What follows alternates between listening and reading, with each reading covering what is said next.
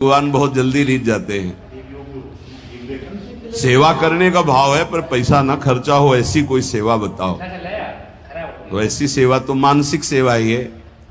बोले तुम मानसिक सेवा शुरू करो, भाव में ऐसे प्रभु को देखो और उनको आप जितने पदार्थ चाहे वो पहनावे, जितनी सामग्री चाहे वो समर्पित करे, जितने भोग चाहे वो पवावे, ऐसा कर सकते हैं। उसको बहुत अच्छा लगा। कंजूस स्वभाव का था पर कहीं ना कहीं सत्संग से भाव आ गया था। वर्ष हो गए प्रभु को भोग लगाता, प्रभु रोज नियम से, क्योंकि पैसा नहीं खर्चा होना। एक दिन क्या हुआ, दूध में चीनी थोड़ी ज्यादा हो गई तो उसको बड़ा कष्ट हुआ और भावना में ही दूध में चीनी मिला रहा था, थोड़ी ज्यादा हो गई भावना में ही, कंजूस स्वभाव, तो बड़ा कष्ट हुआ। तो ठाकुर जी प्रकट हुए, एक थप्पड़ मारा और कहा इसमें पैसा लगता है क्या तुम्हारा? मानसिक सेवा का फल ये हुआ कि प्रगट में ठाकुर जी का वो गोपाल जी की सेवा कर, जैसी भावना की जाती वैसे हमारे गोपाल जी यार भाव रखते हैं, फिर दोस्त भाव रखते हैं। उनका सारे इसमें तेरी चीनी में पैसा लगा क्या? क्यों तू जलने लगा कि ज्यादा चीनी हो गई? एक भगवत साक्षात्कार हो गया, प्रभु ने स्पर्श कर लिया मानसिक सेवा से। मानसिक सेवा का बड़ा प्रभाव, प्रगट में भी उसका प्रभाव झलक जाता है। पूज्यपाद श्री रघुनाथ दास गोस्वामी राधा कुंड में, जिनकी समाधि विराजमान है, राधा कुंड में विराजमान थे। स्वास्थ्य गड़बड़ हुआ तो श्री वल्लभाचार्य जी के निज वैद्य गए। समस्त ब्रजवासी जन थे, बाबा सैया पे पड़े हुए थे, बड़ा कष्ट था शरीर में। बड़े बड़े महापुरुषों को कष्ट शारीरिक देखे गए। वो क्या लीला है ठाकुर जी जाने। वो अपने भक्तों का कष्ट लेते हैं या प्रारब्ध भोग होता है या भगवान का विधान होता है, इसका निर्णय भगवान जाने।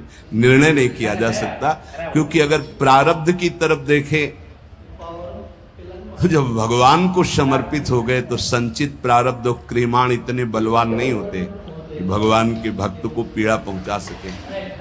ये भी सिद्धांत समझ में नहीं आता। भगवान अपने भक्त को कष्ट देते हैं, ये भी सिद्धांत समझ में नहीं आता, क्योंकि इतने वात्सल्य समुद्र हैं। वो जन को सुख देते हैं, कष्ट क्यों देंगे? अब वो भक्तों का अपने कष्ट ले लेते हैं, ये थोड़ा समझ में आता है कि जो सिद्ध महापुरुष होते हैं वो अपने निज जनों को स्वस्थ और सुखपूर्वक भजन में लगे रहे, इसलिए वो ऐसा। क्योंकि हमें ये समझ में नहीं आता कि इनका कोई प्रारब्ध होगा, क्योंकि वो प्रारब्ध भस्म करने की सामर्थ्य वाले महापुरुषों के शरीरों को कोई प्रारब्ध दंड दे सके, ऐसा समझ में नहीं आता। भगवान को जो समर्पित हो गया, पीछे एक बार सत्संग में ध्यान कीजिए, सुनाया गया था कि नाम जापक में इतनी अपार सामर्थ्य है, वो प्रारब्ध को भस्म कर देता है। प्रारब्ध स्वतः ही नष्ट हो जाता है। कोई बहुत प्रबल प्रारब्ध हुआ तो वो भी उनकी अनुमति से उनके पास आता है। वो स्वीकार करना चाहे तो आएगा, अन्यथा वो भी भस्म हो जाएगा। बड़े बड़े महापुरुषों के जीवन में थोड़ा भेद खुलता है भाई जी के पावन चरित्र को पढ़ के, कि जब भाई जी को बहुत पीड़ा गुदाद्वार में और बार बार ऑपरेशन, फिर भी ठीक नहीं और भर्ती, तो बाबा को बड़ी पीड़ा हुई कि ऐसा क्या प्रारब्ध भाई जी का। तो श्री कृष्णचंद्र जो प्रगट भय और राधा बाबा से कहा आपका प्रारब्ध है, भाई जी का प्रारब्ध नहीं। बाबा को पता चला है मेरा प्रारब्ध है, तो सीधे भाई जी के पास गए। बोले अच्छी बात नहीं है, आपने ऐसा क्यों किया? बोले क्या? बोले आपने मेरा प्रारब्ध क्यों ले लिया है? बोले व्यर्थ की बातें क्यों करते हो? बोले अब बहाना नहीं चलेगा, स्वयं ये परम तत्व से बताई गई बात है, ये किसी और की बात नहीं। उन्होंने बताया कि तुम्हारा प्रारब्ध है। उनका बाबा हमको इससे कोई फर्क नहीं पड़ता, और आपकी जो अनुष्ठान पद्धति इसमें फर्क पड़ जाता, इसीलिए प्रभु की इच्छा से इसको। तो ये बात समझ आती कि बड़े बड़े महापुरुष अपने जनों का ऐसा लीला पूर्वक स्वेक नहीं, ऐसे जो ब्रह्म स्वरूप महापुरुष हैं उनका क्या प्रारब्ध है। आकर नाड़ी पकड़ी, मानसिक सेवा की आपको बात बता है। पूज्य श्री रघुनाथ दास गोस्वामी जी की नाड़ी पकड़ी, आपने कढ़ी चावल ये प्रसाद ज्यादा पा लिया, किसी में आता है खीर ज्यादा। ब्रजवासियों ने कहा है वैद्य जी संभाल के बोलिए, जब से बाबा ब्रज में आए नियम है और हमारी वाणी जी में लिखा है, ब्रज का तक्र और लोन, नमक और मठा के सिवा कुछ जीवन में नहीं किया बाबा श्री रघुनाथ दास गोस्वामी। ऐसे महापुरुष ब्रज का तक्र लोन ब्रज को लियो परस्यो नहीं कछुआन, तक्र लोन ब्रज को लियो परस्यो नहीं कछुआन, नमक और मठा के सिवा कुछ नहीं। तो उनका हम वैद्य की छोड़ देंगे। अगर इनके उदर में अभिवमन करवाओ और कढ़ी चावल या खीर कहीं कहीं आता, अगर ना निकले तो हम वैद्य की छोड़ देंगे। हम नाड़ी पकड़ के कहते इन्होंने पाया है। तो सबको लगा क्या एकांत में ऐसा भी होता है क्या कि बाहर से नमक मठा और अंदर, तो हंस पड़े पूज्य श्री रघुनाथ दास बोले, जिस देश के हम प्रसाद को पाया उसी देश के तुम वैद्य हो। अर्थात साधारण ने लीला में प्रवेश पाए, आचार्य चरण के वैद्य थे। तो वैद्य जी हंस दिए। तब सबको पता चला कि मानसिक में जो भोग लगाया था वो पाया, तो प्रगट में उसका प्रभाव। अगर हम थोड़ा भी मानसिक भाव अपने ठाकुर जी के समीप करने लगे तो बहुत जल्दी लाभ प्राप्त हो जाए। 5 मिनट का है, जो नित्य सेवा में लगे उनका तो मानसिक भाव बनता ही है, उनको बनाने की जरूरत नहीं, अपने आप बनेगा। प्रगट सेवा का प्रभाव है। जैसे आप लोग घर गृहस्थी में हैं तो 5 मिनट 10 मिनट बैठ करके थोड़ा भोग लगाना सीखे, मानसिक भोग लगाना सीखे, मानसिक सेवा करना सीखे।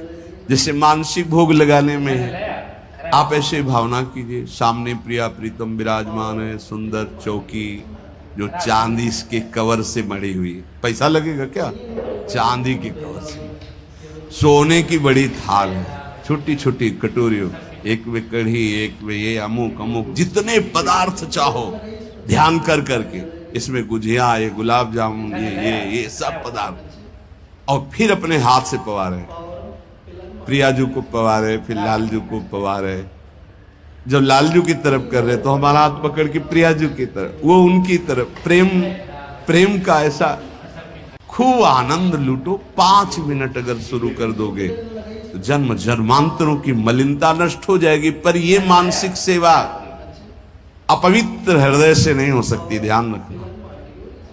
तुमको सूक्ष्म बात बता रहे, अगर आप अपवित्र हृदय वाले हो तो तत्काल आपके मानसिक में ही मन गंदी बातें फेंक देगा, इष्ट के प्रति फेंक देगा। आप घबरा मत जाना। ये कई प्रश्न ऐसे एकांत में किए गए, इसलिए बहुत सावधान। अपवित्र हृदय होने के कारण जब आप श्यामा श्याम को मानसिक सेवा, तो वो गंदी बात फेंकेगा, बिल्कुल घबराना नहीं, हो गंदगी निकल, वो भले श्यामा श्याम के प्रति ही फेंके, आप डरना नहीं कि अरे अब तो हमको नरक मिलेगा, मैं बहुत पापी हूं, कुछ नहीं। ये गंदगी की एक वृत्ति है जो निकल रही है बाहर। आप अपने निष्ठा में बिल्कुल रहें, वो आप नहीं है, वो गंदगी है जो अंदर भरी हुई है। इस बात को बैठा लोगे तो विचलित नहीं होगे, नहीं बहुत से विचलित हो जाते हैं। एक ने कहा कि मैं विश्व का सबसे बड़ा पापी हूं, बड़ा पवित्र हृदय वाला है, मैं बहुत पापी हूं, मैं प्रिया प्रीतम को जब सेवा में तो मेरा मन ऐसा ऐसा, तो उनका कोई बात नहीं। अरे ये मन गंदा है तो जहां जाएगा वहां दुर्गंध है, तो आप अच्छी जगह जाओगे तो दुर्गंध ही वो फैलाएगा। ये दुर्गंधी युक्त मन की वृत्तियां हैं, घबराने की जरूरत नहीं है। आप जब भजन में बैठेंगे, मानसिक सेवा में बैठेंगे, बिल्कुल खुली बात सुन लीजिए, ये गुरुदेव पर, इष्ट देव पर सीधे गंदगी फेंकेगा। आपको बिल्कुल घबराना नहीं, कोई अपराध नहीं, कोई पाप नहीं। आप अपनी सेवा में, बहुत गंदा है ये, आप भोग लगाओगे वहीं वो गंदी बात रखेगा, वहीं गंदगी फैला देगा, वो भोग लगाने ही नहीं देगा। आप देखना, अगर आपका हृदय मलिन है, अभी पवित्र नहीं हुआ, तो ये उपद्रव रच देगा। आपको बिल्कुल नहीं घबराना, बार बार शांत होना है। आपको बार बार वही अपनी चेष्टा करनी, मैं भोग लगा रहा हूं प्रिया प्रीतम। नाम जप और वाणी गायन से हृदय बहुत जल्दी पवित्र होता है। अगर आपका आहार अशुद्ध है, गंदा भोजन, गंदा पेय, गंदा संग, गंदे आचरण, तो आप कर ही नहीं सकते, 5 मिनट नहीं कर सकते। ध्यान रखना, पहले आहार अपना शुद्ध कर लो, ये गंदे पेय जैसे शराब आदि है, मांस आदि है, ये सब गंदे हैं। इनको खाने से हृदय मलिन हो जाता है। एक बार कदम गंदगी से निकाल दिए तो दोबारा भाइयों मत रखना, क्योंकि ये जीवन बड़ा अमूल्य है।